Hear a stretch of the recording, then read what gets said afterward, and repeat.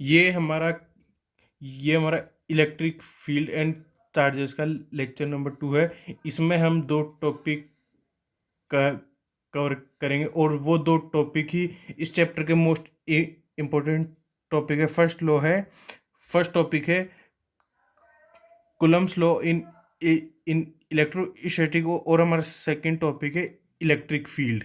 Okay, start. Coulomb's law in electrostatic. अब according to this law, the force between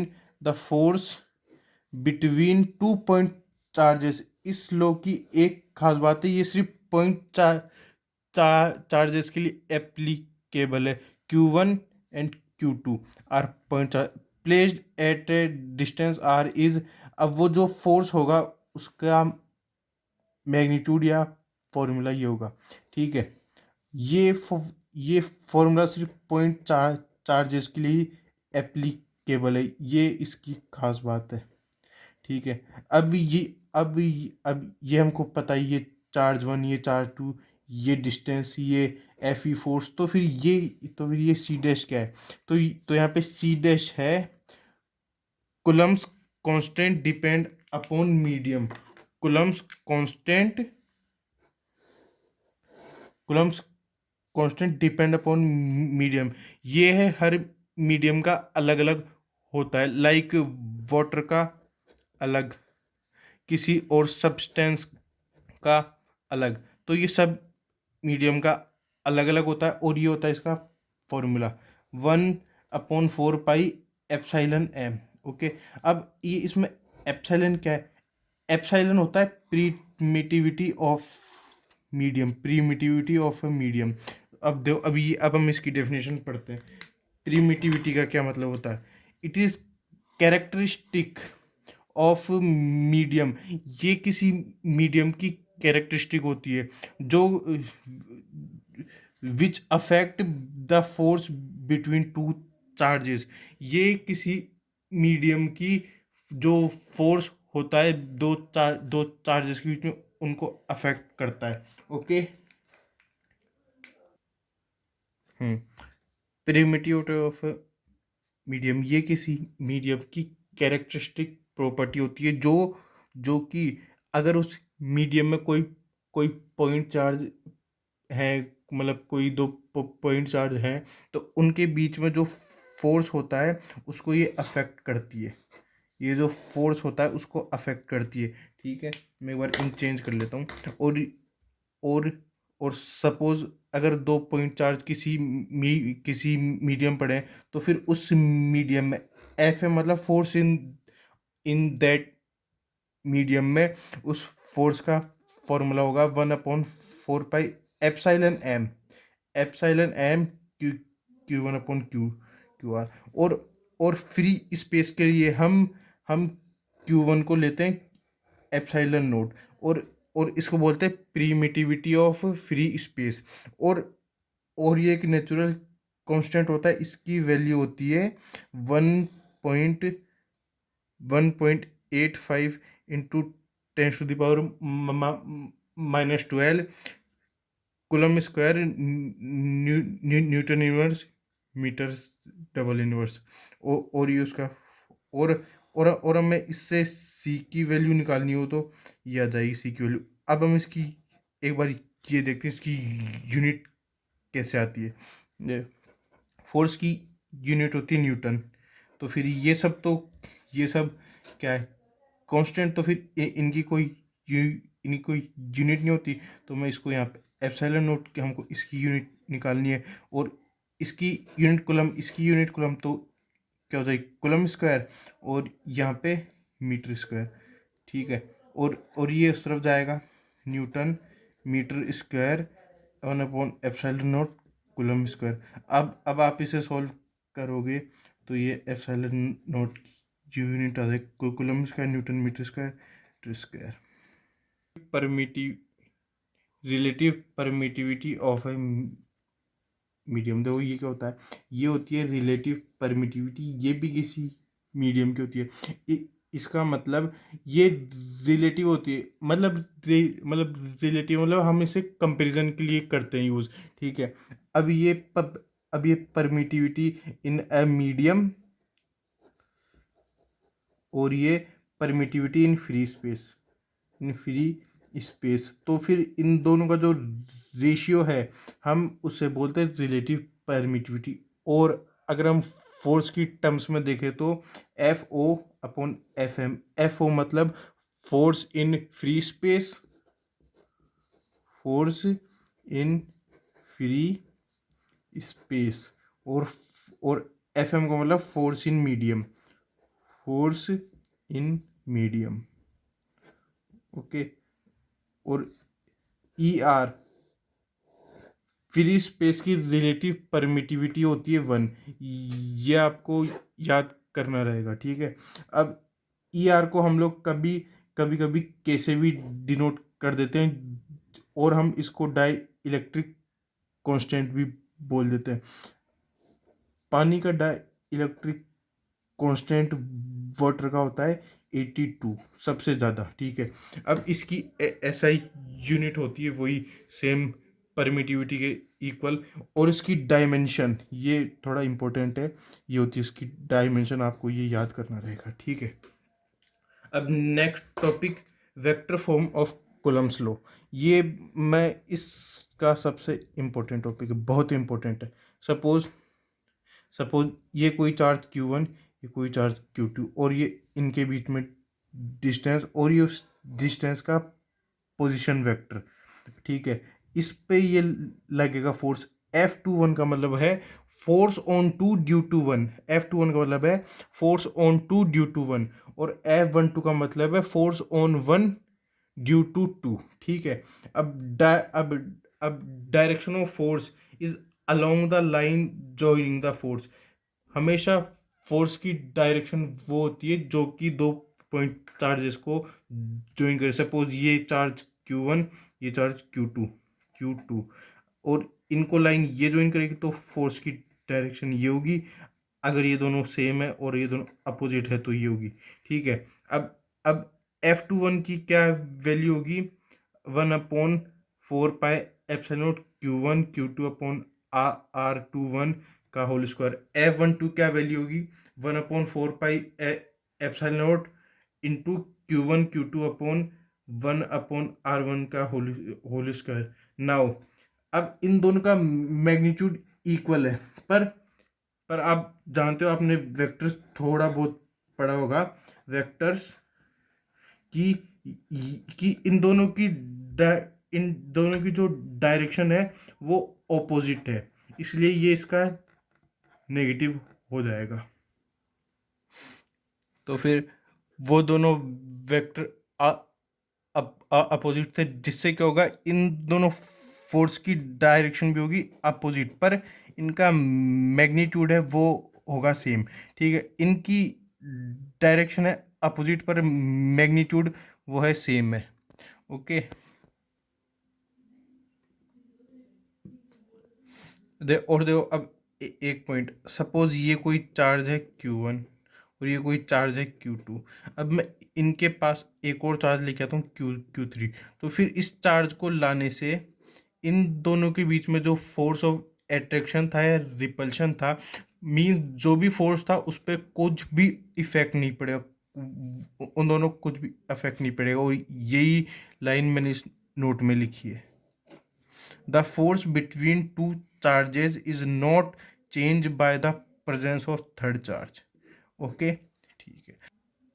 अब principle of super position, ये मतलब कि ये टॉपिक आपके बोर्ड्स में डायरेक्टली नहीं आता, पर ये आपको न्यूमेरिकल्स करने में काफ़ी हेल्प करेगा, न्यूमेरिकल्स करने में काफ़ी हेल्प करेगा। सपोज ये कोई चार्ज है Q1 और ये चार्ज Q2 Q3 Q4 ऐसे QN तक वो पड़े चार्ज। तो फिर ये सब चार्ज इस पे लगाएंगे फोर्स, इस पे लगाएंगे फोर्स। ठीक है।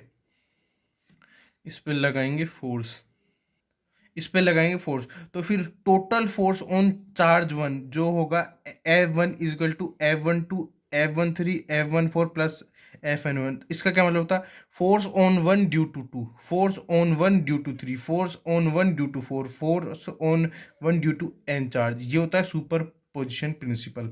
अब अब अब हमारे आज के लेक्चर 2 का सेकंड टॉपिक, और जो क्या आप ये कह सकते हैं आप पूरी फिजिक्स का मतलब कि सबसे मोस्ट इम्पोर्टेंट टॉपिक्स में से भी है, वो है इलेक्ट्रिक फील्ड्स। इलेक्ट्रिक फील्ड अब पढ़ते हैं। It is a space around a charge where its force of attraction और रिपल्शन इज एक्सपीरियंस्ड। ठीक है, the strength of magnitude of electric field is known as electric field intensity. अब हमने इसकी definition पढ़ ली, अब हम थोड़ा इसको समझने का ट्राई करते हैं। सपोज ये कोई चार्ज है Q। अब भी अब ये इसके पास कुछ ऐसी स्पेस होगी, इस स्पेस में कोई भी चार्ज आएगा तो फिर उस पर कोई फोर्स लगेगा। अगर ये चार्ज ज़्यादा बड़ा है तो फिर इसकी स्पेस भी ज़्यादा होगी, और ये चार्ज छोटा है तो इसकी स्पेस भी छोटी होगी। यहाँ पर कुछ स्पेस होगी जिसमें अगर कोई भी मैं चार्ज लेके आऊँगा, कुछ भी पॉजिटिव नेगेटिव कैसा भी, तो फिर उस पर फोर्स लगेगा। उस स्पेस को बोलते हैं इलेक्ट्रिक फील्ड। ओके, और स्ट्रेंथ ऑफ इलेक्ट्रिक फील्ड को बोलते हैं इलेक्ट्रिक फील्ड इंटेंसिटी। ये थोड़ा इम्पोर्टेंट है, ये डिफरेंस समझना। इलेक्ट्रिक फील्ड इंटेंसिटी में और इलेक्ट्रिक फील्ड में डिफरेंस समझना थोड़ा इंपॉर्टेंट है। मैं एक बार वापस बताता हूँ। सपोज ये कोई चार्ज है Q, तो इसके पास कुछ ऐसी डिस्टेंस होगी जिसमें, वापस से सपोज ये कोई चार्ज Q है, इसके पास ऐसी कोई स्पेस होगी जिसमें मैं कैसा भी चार्ज लेके आऊँ, वो चार्ज इस चार्ज की वजह से फोर्स एक्सपीरियंस करेगा। हाँ, और एक और चीज़, सपोज ये चार्ज है बड़ा, और मैं कोई चार्ज लेके आता हूँ छोटा Q, तो फिर ये छोटा चार्ज जितना फोर्स एक्सपीरियंस करेगा उतना ही फोर्स एक्सपीरियंस ये बड़ा चार्ज भी करेगा। इसको बोलते हैं इलेक्ट्रिक फील्ड। और इलेक्ट्रिक फील्ड की स्ट्रेंथ या मैग्नीट्यूड को बोलते हैं इलेक्ट्रिक फील्ड इंटेंसिटी।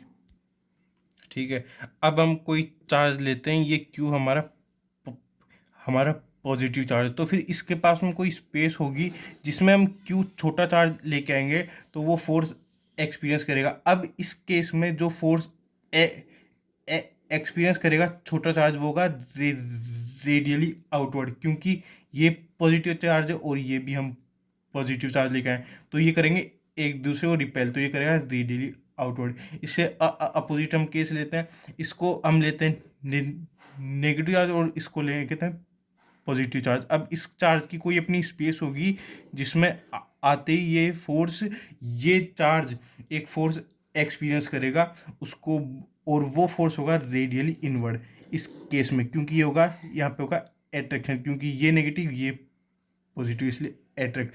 जो हम छोटा वाला चार्ज लेकर आते उसको हम कहते हैं टेस्ट चार्ज। और जो हमारा मेन चार्ज है जिसकी इलेक्ट्रिक फील्ड है उसको हम कहते हैं सोर्स चार्ज। ठीक है, सोर्स चार्ज में भी पॉजिटिव और नेगेटिव, ये कुछ भी हो सकता है, पॉजिटिव भी negative, but test charge is always positive. ये आपको याद रखने की बात है, ये कुछ भी हो सकता है सोर्स चार्ज तो, पर जो टेस्ट चार्ज है वो हमेशा पॉजिटिव होता है। अब देखना, if F is the force acting on test charge plus Q naught at any point R, then electric field intensity is given by this formula. ठीक है, अगर इस चार्ज पे फोर्स है K Q1 Q2 upon R², तो electric field होगी K Q1 Q2 upon R² into इसका divide में Q2, तो Q2 से Q2 ख़त्म, E Q1 अपॉन R², ये होगी इलेक्ट्रिक फील्ड। ठीक है, अब electric field it is A vector quantity. Vector आप जानते हैं ना, जिसकी मैग्नीट्यूड भी होती है और डायरेक्शन भी होती है, लाइक डिस्प्लेसमेंट, वेलोसिटी, एक्सेलरेशन। ठीक है, अब its direction is same as direction of force, इसकी डायरेक्शन सेम होती है डायरेक्शन ऑफ फोर्स के इक्वल, ठीक है। अब इसकी एसआई यूनिट न्यूटन पर कूलम, और इसकी डायमेंशन होती है m1 l1 t-3 a-1। अब इसमें भी सुपर पोजिशन होता है प्रिंसिपल, वो इसमें भी अप्लाई होता है सुपर पोजिशन प्रिंसिपल। सपोज ये चार्ज Q1 Q2 Q3 ऐसे Qn तक, और ये इस पॉइंट पे हमको इलेक्ट्रिक फील्ड इंटेंसिटी निकालनी है, तो इस पॉइंट पे ई नेट होगा, E net equal to E1 plus E2 plus E3 plus plus En तक सबका सम होगा, ठीक है। अब मैं आपको एक बार इलेक्ट्रिक फील्ड वापस से समझाना चाहता हूँ, क्योंकि ये काफ़ी डाइसी टॉपिक है। सपोज ये कोई चार्ज है Q, तो इस चार्ज की अपनी कोई स्पेस होगी, जिसमें आते ही कोई भी चार्ज सेम साइन का अपोजिट साइन का एक फोर्स एक्सपीरियंस करेगा। उस पूरी स्पेस को बोलते हैं इलेक्ट्रिक फील्ड। और जो इलेक्ट्रिक फील्ड की स्ट्रेंथ या मैग्नीट्यूड होता है, उसको हम कहते हैं electric field intensity. Electric field lines, हाँ, ये टॉपिक स्टार्ट करने से पहले मुझे एक बात याद आई है। मैंने कल के लेक्चर में आप लोगों से 3 क्वेश्चन पूछे थे, उसके रिप्लाई आपने अभी तक नहीं करे, तो फिर ये मैं चाहूँगा कि आप लोग उन 3 क्वेश्चंस का रिप्लाई ज़रूर ज़रूर ज़रूर करें उस वीडियो के कमेंट सेक्शन में। इस वीडियो के कमेंट सेक्शन में नहीं, उस वीडियो के कमेंट सेक्शन में प्लीज़ रिप्लाई करें। अब हम स्टार्ट करते हैं हमारा topic, electric field lines.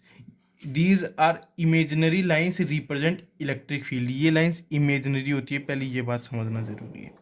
Imaginary line होती है जो इलेक्ट्रिक फील्ड को रिप्रेजेंट करती है। अब प्रॉपर्टीज़, अब इसकी क्या प्रॉपर्टीज़ होती है। सपोज ये चार्ज Q है, तो ये जो 3 आपको दिख रही है ये इलेक्ट्रिक फील्ड लाइंस है, और ये डायरेक्शन ऑफ इलेक्ट्रिक फील्ड बताती है। और इनको इलेक्ट्रिक फील्ड लाइंस के साथ साथ एक नाम से और बोला जाता है, वो नाम है line of force. Line of force, okay, क्योंकि यही line direction of electric force भी बताती। तो हम इसकी प्रॉपर्टी पढ़ते हैं। It start from positive charge and terminate at negative charge. ये हम आगे एक एग्जांपल से देखेंगे। Start from positive charge and terminate from negative charge, terminate, okay. Tangent to these line give direction of electric field. अब हम इसको इस एग्जांपल देख, ये थोड़ा कर्वी पार्ट है, मतलब सर्कुलर पार्ट है, तो मैं इस पर टेंजेंट बनाऊंगा। ये टेंजेंट है, तो फिर ये जो टेंजेंट है ये हमको इलेक्ट्रिक फील्ड की डायरेक्शन देगी। मैं इस पॉइंट पे टेंजेंट बनाऊंगा ऐसी, तो ये इलेक्ट्रिक फील्ड की लाइन है। तो टेंजेंट होती है जो इन लाइन पे, वो हमें इलेक्ट्रिक फील्ड की डायरेक्शन देती है, ठीक है। और ये जो सबसे बेसिक है, आपने टेंथ में पढ़ी होगी, पर ये आपने मैग्नेटिक फील्ड के बारे में पढ़ी है। Two line never intersect each other because at point of intersection two direction are possible, two direction never intersect, two line never intersect। Suppose ये कोई लाइन है ऐसे, ये लाइन ऐसे, अगर ये दोनों इंटरसेक्ट करती है तो इसकी टेंजेंट ऐसे बनेगी, इसकी टेंजेंट ऐसे बनेगी, तो एक डायरेक्शन ये होगी, एक डायरेक्शन ये होगी। अब सपोज अगर इस पर कोई चार्ज पड़ा है Q, तो फिर वो किस तरफ फोर्स करेगा फील, इस तरफ या इस तरफ। इसलिए ये दो लाइन कभी भी इंटरसेक्ट नहीं करती। Fourth, crowding of line represent electric field. जहाँ पे लाइन ज़्यादा पास में होती है वहाँ पे इलेक्ट्रिक फील्ड ज़्यादा होती है, और जहाँ पे दूर होती है वहाँ पे कम होती है। अब इस एग्जांपल देख सकते हो, ये ए पॉइंट के पास लाइन है, मतलब कि थोड़ी पास में, और बी के पास दूर है, इसलिए electric field of A is larger than B, okay. Fifth point, whenever line start और end always make 90 degree with surface. Surface से हमेशा 90 डिग्री का एंगल बनाती है। ये लाइन मतलब कि ये आपके बोर्ड में 2 या 3 नंबर का आ सकता है इसका प्रूफ, और इसको लिखना भी। अब इसका प्रूफ ये है, ये कोई सरफेस मान ले क्यू है, तो इस पे फोर्स इस तरफ लगेगा क्यू ई, और इसको मान लेते हैं एंगल थीटा। तो इस तरफ का कंपोनेंट होगा क्यू ई कॉस थीटा और क्यू ई साइन थीटा। ये सब आपने क्लास 11th में कंपोनेंट तोड़ना सीखा होगा। ठीक है, अब इस डायरेक्शन में कोई फोर्स नहीं है, क्यू ई कॉस थीटा कोई फोर्स नहीं है इस डायरेक्शन में, ये ज़ीरो फोर्स है। तो तो क्यू और ई ज़ीरो नहीं हो सकते, सिर्फ कॉस थीटा हो सकता है ज़ीरो। और थीटा ज़ीरो कब होता है, जब जब एंगल कितना हो 90 डिग्री, तो इसलिए theta equal to 90 degree. Number of line linked with unit positive charge is, मतलब कि किसी, अगर कोई चार्ज है सिर्फ एक कुलम का, तो उसमें से कितनी लाइनें लिखे निकलेगी 1/एप्सिलॉन नॉट। अब हम इसको सॉल्व करेंगे तो फिर लाइनें काफ़ी ज़्यादा, मतलब कि काफ़ी ज़्यादा लाइनें आएंगी और ये काफ़ी बड़ा नंबर आएगा। तो एक कुलम चार्ज से इसको सॉल्व करने पे जो नंबर आएगा उतनी लाइन निकलती है। अब line behave a stretch string trying to decrease length it explain force of attraction between unlike charge. अब ये एग्जाम्पल आपको आगे समझ में आएगा। ठीक है, eighth, these these line laterally repel each other explain force of repulsion in opposite charge. ये पॉइंट और ये पॉइंट आपको आगे वाले कुछ एग्जांपल्स में समझ में आएगा। ठीक है, अब तो फिर आपको यहाँ पे ये चार चार डायग्राम दिख रहे होंगे, आगे वाले पेजेस में भी कुछ डायग्राम है। ये क्वेश्चन आपके बोर्ड में 2 या 3 मार्क्स का आ सकता है कि आपको कोई सिस्टम दे देंगे और आपको उसकी इलेक्ट्रिक फील्ड लाइंस बनानी। तो हम एक एक करके पढ़ते हैं। सबसे पहले पॉइंट चार्ज, यह है पॉजिटिव पॉइंट चार्ज, तो इसकी इलेक्ट्रिक फील्ड लाइन होगी रेडियली आउटवर्ड और इसकी होगी इन। तो आप याद कीजिए, अभी अभी हमने इन प्रॉपर्टी में पढ़ा था, पॉजिटिव चार्ज से लाइनें निकलती और नेगेटिव चार्ज में आती है, यहाँ पे वही हो रहा है। सेकंड, लाइन चार्ज, मतलब कि काफ़ी सारे चार्ज ऐसे पड़े, मतलब ये एक चार्ज, ये 2 चार्ज, ये 3 चार्ज, ऐसे ऐसे ये काफ़ी लंबी लाइन है। तो फिर उससे अब ये जो है ना, यहाँ पे लाइन ऐसे घूम जाती है, इस इफेक्ट को बोलते हैं कर्लिंग इफेक्ट। और बाकी तो सिंपल है, ये मतलब कि ये ऐसे लाइनें लाइक दैट। ओके, अब third, spherical charge sphere. Spherical charge sphere के अंदर इलेक्ट्रिक फील्ड होती है जीरो। हम ये बात डिटेल में इससे इससे अगले से जो अगला लेक्चर होगा हम उसमें पढ़ेंगे। पर वहाँ पर इसमें अंदर इलेक्ट्रिक फील्ड होती है जीरो, वहाँ पर इसमें बाहर कुछ होती है, उसकी कुछ अमाउंट होती है। ठीक है, तो फिर बाहर ये सेम इसकी जैसे हो जाएगा।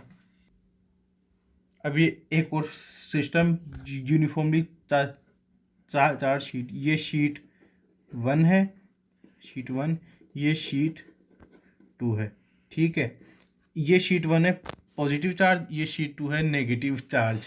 ओके, यहाँ पे भी वही हो रहा है, कर्लिंग इफेक्ट। ये इफेक्ट मतलब आपके पास इसका नाम इतना डिटेल में नहीं हो और हम इतना डिटेल में जाएंगे भी नहीं।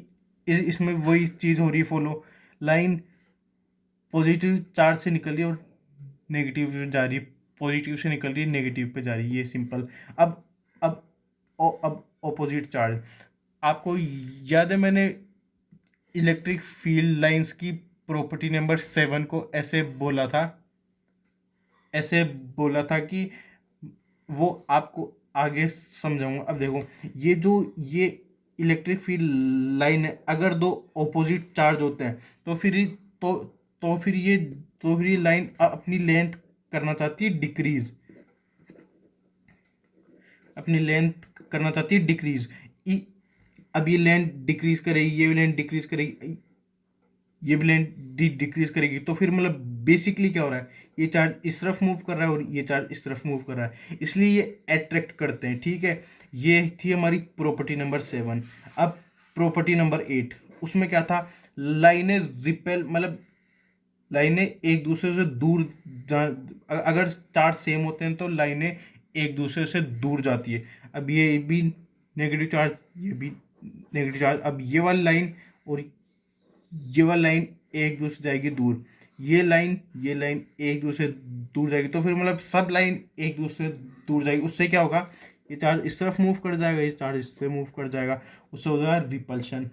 ऐसे ही ये पॉजिटिव चार्ज, ये भी पॉजिटिव चार्ज, ये लाइन इससे दूर जाएगी, ये लाइन इससे दूर, ये लाइन इससे दूर, ऐसे सब लाइन एक दूसरे से दूर जाना चाहेंगी। उससे ये चार्ज इस तरफ मूव कर जाएगा, ये चार्ज इस तरफ मूव कर जाएगा, और आखिर में क्या होगा, रिपल्शन। और ऊपर वाले एग्जांपल में क्या हो रहा था, एट्रैक्शन। ओके, तो फिर ये था हमारा लेक्चर 2 हो गया फिनिश। हमने लेक्चर 2 में क्या पढ़ा, फोर्स और और इलेक्ट्रिक फील्ड। ठीक, इसमें हमने पढ़ा फोर्स और इलेक्ट्रिक फील्ड।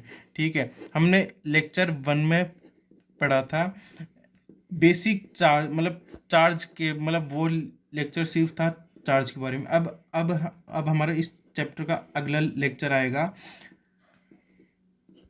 Lecture number 3। उसमें हम पढ़ेंगे इलेक्ट्रिक डायपोल के बारे में, इलेक्ट्रिक डायपोल, और हम 3 डेरिवेशन करेंगे, 3 इम्पोर्टेंट डेरिवेशन। ठीक है, और उसके बाद आएगा हमारा लेक्चर नंबर 4, जिसमें हम पढ़ेंगे गॉस लॉ और electric flux and electric flux. ठीक है, उसके बाद हमारा लेक्चर नंबर 5 आएगा, उसमें हम पढ़ेंगे शायद 5 इम्पोर्टेंट डेरिवेशन है, वो सब करेंगे। इस चैप्टर में टोटल 8 से 9 इम्पोर्टेंट डेरिवेशन है। अगर आपने वो कर लिए तो इस चैप्टर में काफ़ी कुछ कवर हो जाता है। 8 इम्पोर्टेंट डेरिवेशन, तो आप वो अच्छी तरह कर लीजिएगा। ठीक है, अब ये हो गई हमारी फिजिक्स की बात। अब मैं थोड़े दिन में स्टार्ट करने जा रहा हूँ केमिस्ट्री। तो फिर मैं केमिस्ट्री सबसे पहले स्टार्ट करूँगा चैप्टर नंबर 9 से। मैं सबसे पहले स्टार्ट करना चाहूँगा ऑर्गेनिक केमिस्ट्री से, क्योंकि मतलब कि वो काफ़ी बच्चों को डाउट होता है। तो हम इसमें पहला चैप्टर करेंगे हेलो एल्किन्स वाला, जो चैप्टर है ना आपका, वो करेंगे पहला चैप्टर।